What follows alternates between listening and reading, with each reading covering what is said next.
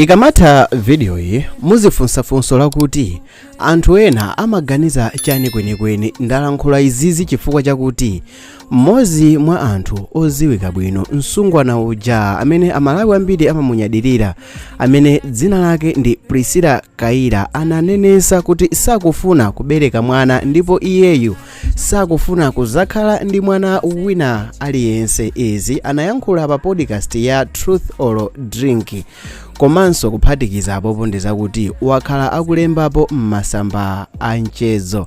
Langa zina ndi Sammavita, tiyeni tikhale limodzi. Msikana otchuka ku Malawi pa nkhani ya TV amene ndi TV personality odziwika bwino Priscilla Kaila ananenesa kuti sakufuna kubereka mwana. Kuyankhula kwa Priscilla Kaila kunachitika mu podcast ija imene ndiyotchuka kwambiri ku Malawi ija ya Truth or Drink imene imapangidwa ndi Madness Entertainment. Pocheza mu programuyo Priscilla Kaila ananenesa anazizirisa matupi a anthu ochuluka ponena kuti iyeyo ndi mwamuna wake sanakonzeke kukhala ndi mwana pakadali pano ndipo sakufuniratu mwana panopa. Priscilla anati panopa akuzitolera kaye iyeyo ndi mwamuna wake komanso panopa akunjoya kaye ndi dziko choncho zobereka mwana zikhonza kuwapasa bize komanso akufuna apange zinjoyi kuti akamazakhala kuti ali ndi mwana azakhale amaliza macheza onse. Priscilla Kaila anthu akhala akumuziwa ngati Best Female TV Presenter ku Malawi komanso wakhala akulandira ma award ku maiko akunja ngati Best TV Personality maiko monga Zambia, South Africa. Koma chodabwisa ndi chakuti sanalandirepo award ina iliyonse kuno ku Malawi koma kunja kokha basi. Priscilla Kaila analankhula kuti sizimamukhuza ndipo samadandaula anthu akamamunena kuti iyeyo ndi rango ndipo alibe nazo ntchito kamba kuti zake zikutheka ndipo akumapanga ndalama m'madolazi. Nkhani yitu inabwera chifukwa m'mbuyomo panali mkangano pakati pa Priscilla Kaila komanso oyimba uja amene timamudziwa tonse amene ndi Tuno. Tuno ananena kuti Priscilla Kaila amafanana ndi Rango looking bitch.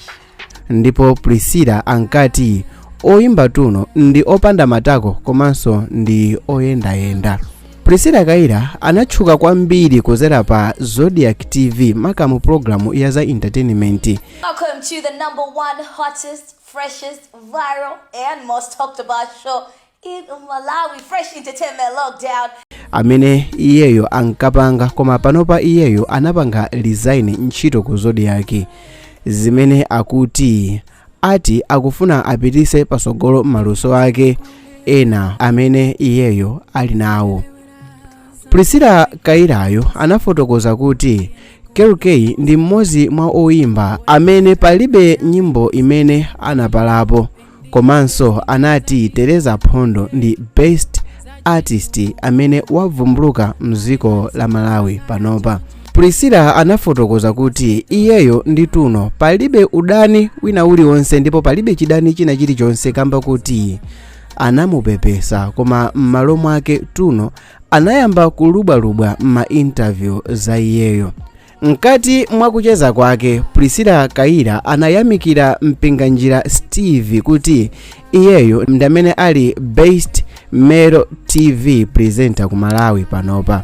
Apatu zikutanthauza kuti achina Super DT ya ku Mibawa TV, achina Blackjack ku Times TV, achina Joy Natu ku MBC.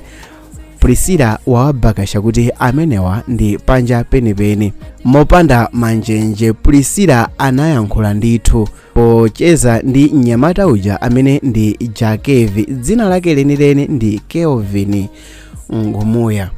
Priscilla Kaila wakhala akudziwika ndithu ngati mmodzi mwa anthu ozisata za entertainment ndipo wachita interview anthu ochuluka kwambiri mu industry ya music. Sitingalankhule lero za music industry ku Malawi tisatchule dzina la Priscilla. Ndi zinthu zimene kind of zodabwisa kuti sanalandirepo award ina iliyonse ku Malawi koma ma award walandira kunja kwa dziko lino, dziko la Malawi. Koma nkhani ndi yakuti, are you sure sazachita regret kubereka mwana mochedwa? Ngakhale mchaka chatha, chaka cha 2024, makamaka kumapeto mwezi wa Novemba, anthu anakhala akumunena kuti bwanji mwana akuchedwa. Iyeyu anayankhula m'maso muli gwa, sakufuna kukhala ndi mwana panopa. Motakhala kuti mwapasidwa mpata omulangiza Rango, Priscilla Kaira, mungalankhulepo kuti chani? Langa dzina ndi Samapita, ndizingwerenga makomensi kuba ndiyankhuleso chonchi. Tili ndi channel china chimene zina lake ndi Kulinji TV, kumene kuti mafotokoza nkhani zimene zikuchitika mu nthawi imeneyo. Taonani video imene ili pa screen, tikaonani kumeneko in few seconds.